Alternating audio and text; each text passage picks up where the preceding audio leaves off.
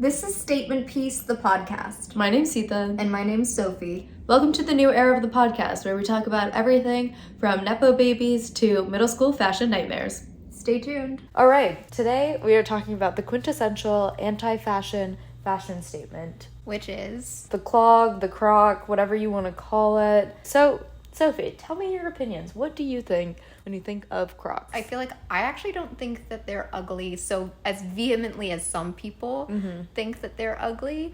I feel like though when I was first introduced to the idea of Crocs, I was also introduced to the idea that they were ugly. Like that came hand in hand. So it's like I don't know that I've had the chance to really like form my own opinion about them.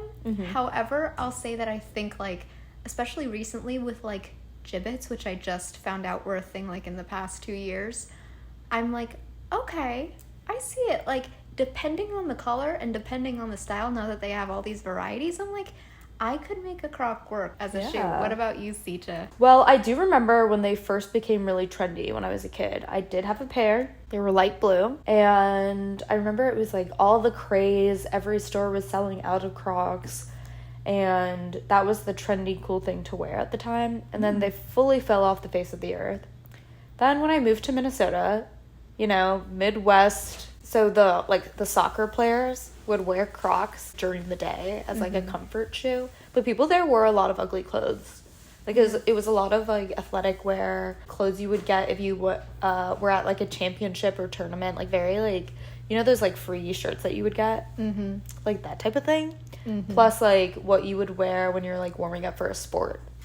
So Crocs were like a big thing there. But I also think the utility of it, either it's fully comfort and they don't care what they look like, but at the same time it's like that whole normcore anti-fashion fashion. You kind of have to be brave to wear them because they are an ugly shoe.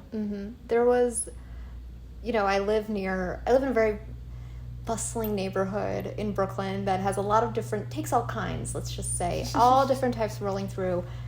I live literally across the street from a playground, so I see toddlers in Crocs once a day at least. But recently I was walking out of my local like bodega and I saw this woman walk by who was like absolutely gorgeous, like fashion model, had on these really interesting like distressed jeans with like a super fitted white top, and I was like, oh my god, so cool, so cool, so cool. And then I looked down at her feet and it was like Crocs. And I was like, wow, so you wear Crocs as well. You who this woman who had clearly very niche taste in like jeans, and like clearly was wearing jeans that, and I mean this in a good way, but one would buy with intention, like I'm gonna wear this style, I'm gonna go for it. And she was pairing it with Crocs. So it's like clear that it's not just, a shoe that is solely for practicality, that people who shop consciously and are aware of aesthetics are also flocking to it. I mean, what's interesting about the story of Crocs, and we'll get into that in a second, is that they've really hit so many different demographics. Yes. In their success story. Yes, and for so many different reasons. I think one of the main arcs of Crocs is really also the fact that they are kind of what they are. Like, despite the fact that people have been calling them ugly since literally their creation, and in some of the biggest media outlets, and some of the biggest celebrities like Dua Lipa and Victoria Beckham have both said that Crocs are disgusting, basically. They have still just stuck to their guns and never changed. You look at the original Croc, it's like exactly the same as the Crocs like you're seeing now, although they've just kind of expanded a little bit and gotten even, let's just say, more ridiculous with their styles. That's very true. I think one of the interesting things is that I think it's one of the shoes that have been the most covered by the media for so many different things, but it's part of their brand that they're, that look ugly, it's a big clunky shoe with holes in it. Yes, which is actually the idea of the holes, because they were originally developed as a boating shoe by a group of friends who were on vacation, and they noticed their one friend had, just this kind of ugly clog, but they were like but was very functional, and there was like there's something to that, and that was the creation of Crocs. And even then, the idea was always functionality, that they'd function well in the water and on the land, That's why they were called Crocs, like crocodiles, amphibious creatures. But even the people who saw who created Crocs thought Crocs were ugly. They were always in it for the functionality. Yeah. No, definitely. So to go back to that, so the first time Crocs were actually brought to the market were at a boating show. In 2002. Exactly. This group of friends, they basically, so originally this Crocs, it was not named Crocs at the time, it was actually a Canadian company. Mm-hmm. And so the group of friends brought the patent, decided to bring it to the US, and patented the technology, which is called Croslite. And so that is what the polymer that Crocs are made out of, this weird, in between of rubber and plastic that makes it the shoe that it is. Yeah. Yeah, so they brought it to the boat show, which I thought was interesting that they've always thought about their target demographic. Like, of course, people at a boat show would be like, what a utile shoe, Yeah. I could wear this while I'm boating, while I'm shopping for a boat. Mm-hmm. Yeah, and they were only $35. So even though, I think of people who boat and who have boats as being of a certain income bracket, like the shoe was always designed to be like accessible and kind of within many people's like budget and range. Yeah. So then it took a couple years for Crocs to actually gain some traction, and I think that's where a lot of us think back to when we were kids, for example, when they became this trendy new item that everyone was looking for. Mm-hmm. And that also was like propelled by, they acquired Jibbits, which are the little like charms almost that you can like stick on Crocs. And I'll say that like I think Jibbits might be the thing that pushed me from Crocs are ugly to pro Crocs, because I used to wear a Juicy Couture charm bracelet. Well, wear is a strong word because I never wore it because it was incredibly heavy. Yes, and they would like dangle and like really. Yes. I was obsessed with like collecting the little charms and customizing it, and I think that like Jibbits were a really good investment, which is why like I think shortly after that they had 2007 was one of their biggest years, followed by of course 2008, which was one of the years which was obviously there was a financial crash, and Crocs also suffered pretty majorly in that. Their stocks hit a low of $1 a share, where at their highest they had been $69 a share. So that was a pretty major plummet, and people were thinking that Crocs were like gonna be gone. And it accumulated in a $185 million loss in 2008, which happened after a major expansion, I think pre-crash, that kind of didn't really pay off. They sort of outpaced the demand, I think, a little bit for their product. They were ahead of their time.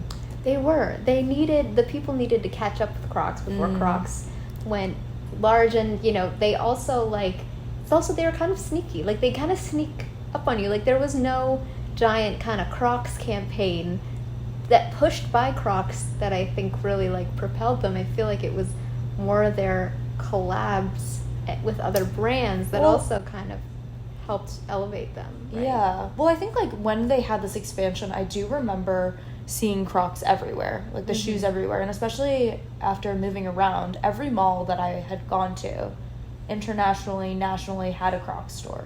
And that's when they expanded from just the clog to sandals. They even had heels. They had sneakers that were all made of this Croslite material. So I remember even having Crocs sandals, and we would get some for our like family members in India because again, it has that ability to transition from being wet and dry, and also having that comfort facet. But I did see the stores everywhere. But like you were saying, with the recession and the crash, I know a lot of people lost their jobs. They really had to restructure, figure out what was going to happen moving forward. Even though they weren't trendy, though, I do know a lot of people in the food industry, in the healthcare industry, definitely picked up on these shoes. I think those were maybe the main customers because of that, the durability, utility, and it made a lot of sense for someone, for example, in healthcare, where, if someone threw up or you're getting some bodily fluids on your shoes, you can just wash them off, and, you don't need to get a new pair. And then also if you're on your feet all day, like in the food industry, you still have some sense of comfort. Well, I think that's also like a testament to the power of comfort in fashion, which I think we're kind of seeing reawaken now post like pandemic, when everyone's like been in sweatpants and just sort of been able to focus on being comfortable. How, like, you know, I know for me, the one safe purchase that I will, like, whenever I buy, I will always wear them, is like if I buy comfy pants, like they are getting worn, even if they are, I have comfy pants that are absolutely hideous, but like I will wear them one day, and multiple times, because everyone has that time when they're just like, I can't, or I just gotta go out to the bodega, I gotta go out to the store, to run to Target, get something, and I just don't need to be seen. I just want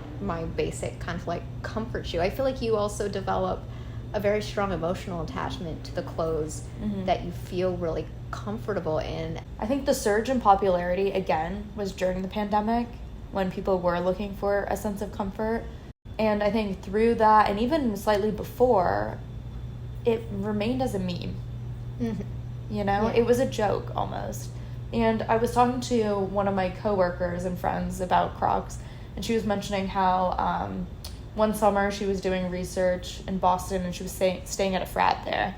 And one of the guys there had bought every single member of the frat a pair of Crocs.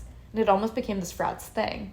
And so her and her friends, they stayed there for the summer, and, you know, they weren't a part of the frat, but because they became like such close friends and almost like family in a sense, the same person bought them Crocs at the end of the summer, and they had like a little photo shoot with all of these Crocs. They did all of their activities in Crocs. They went to the beach in Crocs, and it's hilarious because they posted these photos on Facebook, and it almost looks like an album cover, just with Crocs, and there's all these hate comments on Crocs and everything. But to them, it was like a joke. They were going to be, you know, uniquely them. They didn't care, and it was almost a sense of like that camaraderie that they were sharing this ugliness together. Yeah, well, that's like, I think, you know, we've seen, and I think Crocs has been, you know, spearheading this sort of like ugly fashion trend, which also like came into play in part during the late 2010s with the first person to really like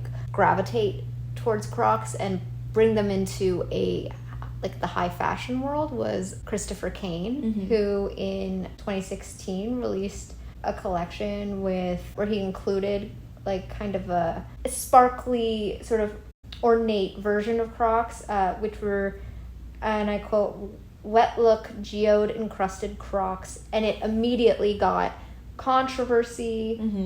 This was during, again, his spring summer 2017 show, and it was so controversial that he ended up having to make a statement defending his decision to use Crocs, which he said, Crocs are great, I love them, I don't care what anyone else thinks, I don't think anyone's got the right to say right or wrong unless they're God, otherwise just shut up. And he said, I knew people were going to react in that way, he said, of a controversy, but it wasn't about being controversial. Obviously people like them, and that's a different customer I want to grab. I want to include everyone and not be a snob. So I think it's like there is this sort of tongue-in-cheek that I think the kind of like, I feel like the troll of the fashion world, Balenciaga, has kind of like gravitated towards. That's when I think about Crocs in relation to the fashion industry. I think for the layperson, I think about the camp exhibit at the Met when the pink platform Balenciaga Croc was featured. And I know that also sparked controversy. Everyone being like, what? But it does make sense. It's a camp. It's a very, very camp shoe. Well, especially if camp is the idea of taking something that's kind of in bad taste and sort of like running with it, kind of like full-throatedly. And I think that, you know, people kind of, I think Balenciaga, for whatever people feel about them, and for context, they're responsible for I believe the Kim Kardashian all black look at not the last Met Gala, but the Met Gala before the last one, which was just about America, but for some reason she just came in like one black sheet. Like, I feel like Balenciaga definitely knows how to make the internet kind of like set the internet afire. And I think with Crocs, you can see that kind of like mentality coming from them, because they have like Croc platform shoes. They almost like went out of their way in all the images I've seen to make Crocs look even more ugly than they already are, but then also like charge like an insane amount of money for them, which I think is like, on one hand, almost like you could read it as kind of almost like a kind of social commentary, like, let's make this the ugliest thing you've ever seen and then make it worth like a ton of money. And I think that has definitely been Balenciaga in the past, with Demna as the creative director. Like, you think about the dad sneaker, that was a whole phenomenon, right? And I know recently they came out with this trash bag that's over $1,000. They have a lot of items like that. Or they had these really distressed sneakers, like awful, like that looked like someone was throwing them away. No, it definitely is that. It's interesting because I think it's that tongue-in-cheek, that kind of quirkiness that people want to have, because I look at some of those, and I didn't know it was a collaboration with Crocs. Like, I thought Balenciaga was just designing a shoe that was similar to Crocs until I started to do more research. So it's interesting that $35 material is now hundreds of dollars, but they have like these punk rock clogs that are a platform, and they have like a metal like steel toe cap and all of these things. It's very dramatic. Yeah, I mean, I found one pair of Crocs that was a collaboration with this designer Kurt Geiger, that they're black Crocs. They have like a little fur lining, and they have like gems where the little holes would be, and I am absolutely in love with them. I am searching the internet for my size because they are technically sold out, so I will have to be combing all the like secondhand retail markets for them. But it's like, yeah, I think it's like there is this sort of sense of a tongue-in-cheek, obviously fashion sense, a little bit of almost like taking that online persona of trolling and bringing it into the real world, being kind of like ironic. But sometimes I think, like with a lot of things on the internet, like there's always a little bit of sincerity in the irony, or sometimes the irony becomes sincere, you know, if it goes on for long enough. And I feel like, you know, well, I think that's almost like how normcore became, you know, like fashion aesthetic almost, because it is having that irony, but then people then realize, oh, this is comfortable, I could actually wear this, and I guess it's not stylish. Yeah, I think like Crocs definitely falls in that. Yeah, well, in one of the recent articles I did actually about JSTOR hats on the database. A little shout out. Yeah, just a little flex, but which is from those of you who are watching the video, I got some cool merch from it.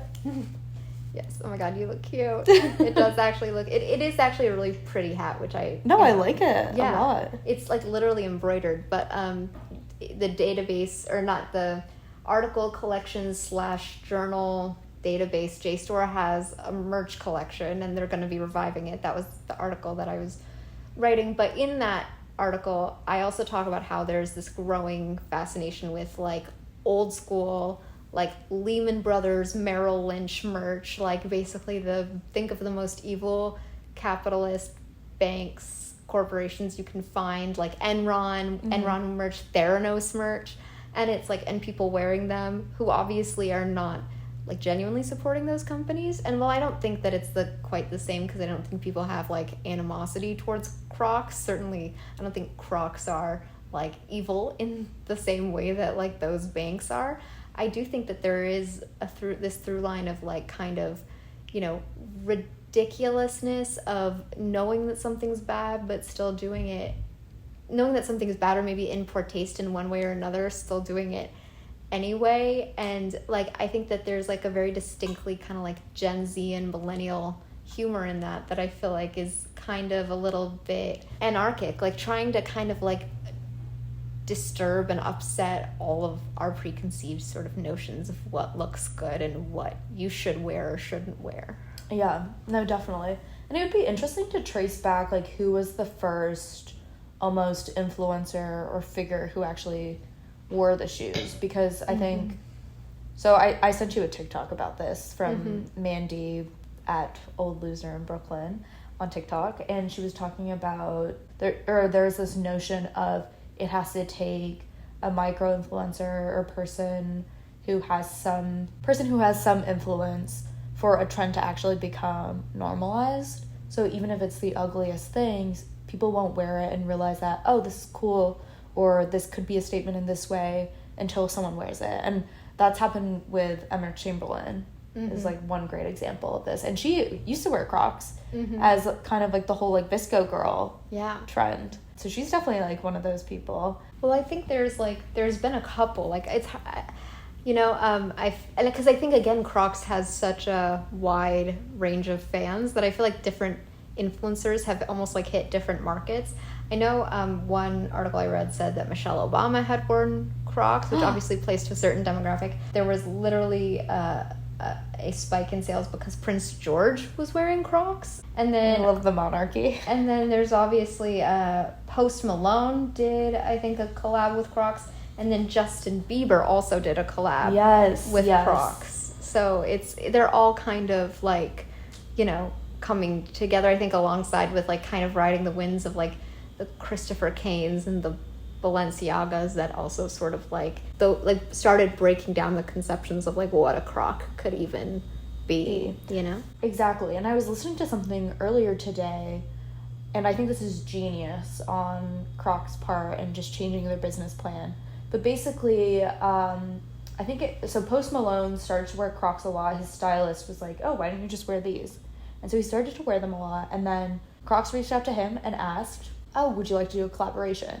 They started a collaboration. They had a limited amount of shoes available, similar to the whole streetwear business plan and selling strategies. They had a drop. It was gone in seconds, and it required them to do a second drop, also gone in seconds. And next thing you know, you have these Crocs, $35 shoes on resale sites going for however much, because now it has this celebrity notion. You have limited supply, increased demand, and there's also just a lot of attention. You see that with a lot of fashion items and trends. Like the more attention it gets to it, the more value there is to it, monetarily so. And I thought that was so interesting because now they have started to do drops like they did with Justin Bieber, like you mentioned. They did one with SZA. They did one with Hidden Valley Ranch, which is wild. There's so many. They also did one with this designer who created a different type of Crocs. Like it's almost like an architectural. The Saleh Benburi X Crocs Polex clog, which was really cool. And they had multiple drops for that, which also was like gone in a second.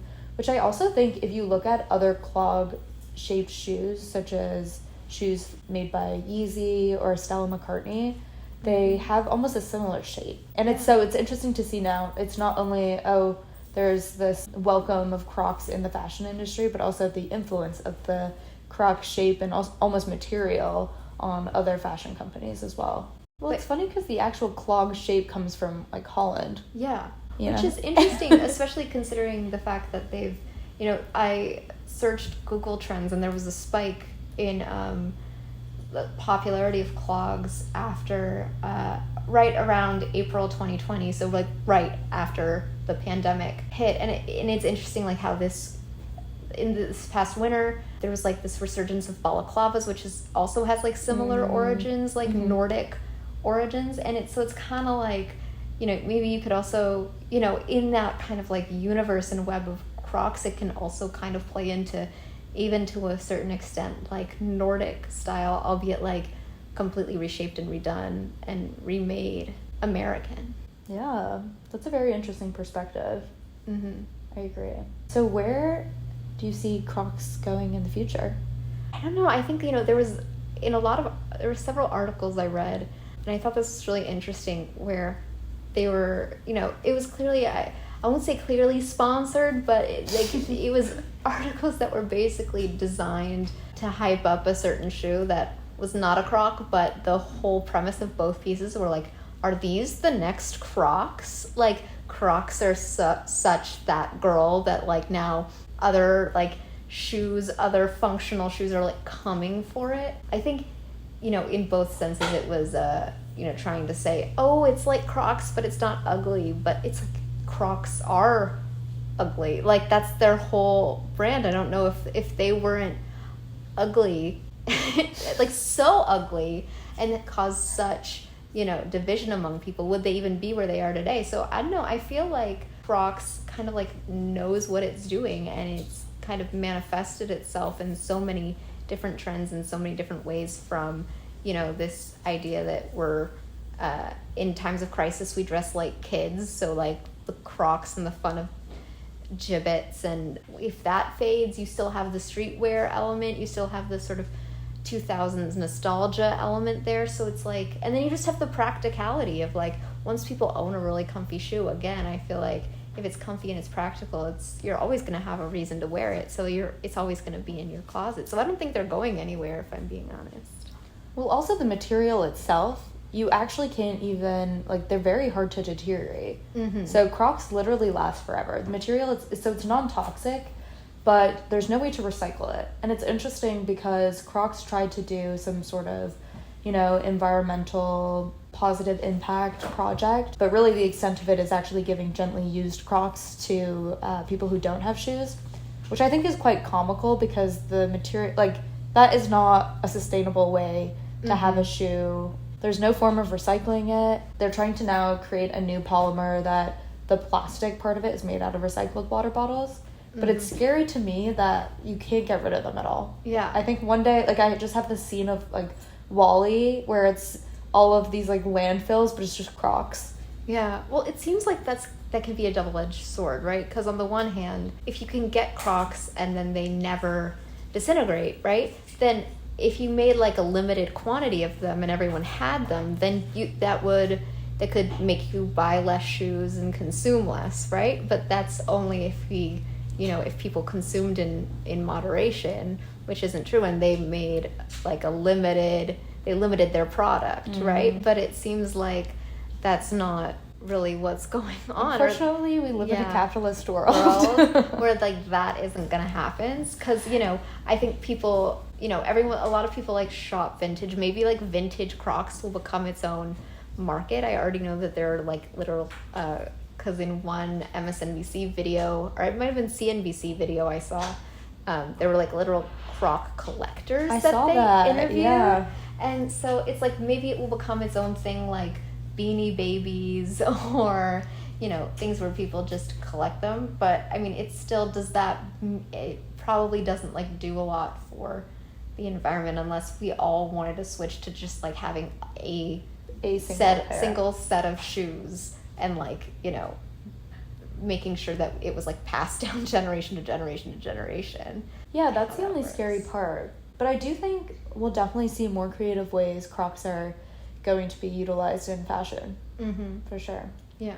Okay, my last question. Do you ever see yourself prescribing to the Crocs trend? Do you see it being your statement piece?